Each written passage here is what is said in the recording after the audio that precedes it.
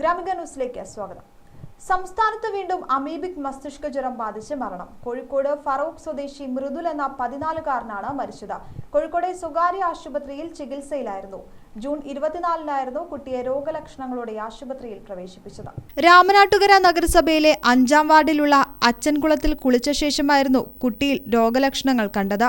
2 മാസത്തിനിടെ സംസ്ഥാനത്ത് അമീബിക് മസ്തിഷ്ക ജ്വരം ബാധിച്ച് മരിക്കുന്ന കുട്ടികളുടെ എണ്ണം ഇതോടെ 3ആയി. നെഗ്ലേറിയ ഫൗലറി എന്ന അമീബ വിഭാഗത്തിൽപ്പെട്ട രോഗാണു തലച്ചോറിനെ ബാധിക്കുമ്പോൾ ഉണ്ടാകുന്ന ഒരു രോഗമാണ് അമീബിക് മെനിഞ്ചോ എൻസെഫലൈറ്റിസ് അഥവാ അമീബിക് മസ്തിഷ്ക ജ്വരം. കെട്ടിക്കിടക്കുന്ന വെള്ളത്തിൽ ജീവിക്കുന്ന അമീബ മൂക്കിലൂടെ നേർത്ത തൊലിയിലൂടെ മനുഷ്യ ശരീരത്തിൽ കടക്കുകയും തലച്ചോറിനെ ഗുരുതരമായി ബാധിക്കുന്ന മസ്തിഷ്ക ജ്വരം ഉണ്ടാക്കുകയുമാണ് ചെയ്യുന്നത്. രോഗാണുബാധയുണ്ടായി 1 മുതൽ 9 ദിവസങ്ങൾക്കുള്ളിലാണ് രോഗലക്ഷണങ്ങൾ ഉണ്ടാകുന്നത്. തീവ്രമായ പനി, തലവേദന, ഓക്കാനം, ഛർദി, കഴുത്ത് തിരിക്കാൻ ബുദ്ധിമുട്ട് തുടങ്ങിയവയാണ് പ്രാഥമിക ലക്ഷണങ്ങൾ. പിന്നീട് ഗുരുതരാവസ്ഥയിലെത്തുമ്പോൾ അപസ്മാരം, ബോധക്ഷയം, ഓർമ്മക്കുറവ് തുടങ്ങിയ ലക്ഷണങ്ങളും ഉണ്ടാകുന്നു. നട്ടെല്ലിൽ നിന്നും സ്രവം കുത്തിയെടുത്ത് പരിശോധിക്കുന്നത് വഴിയാണ് രോഗനിർണയം നടത്തുന്നത്. News desk, Gramika news.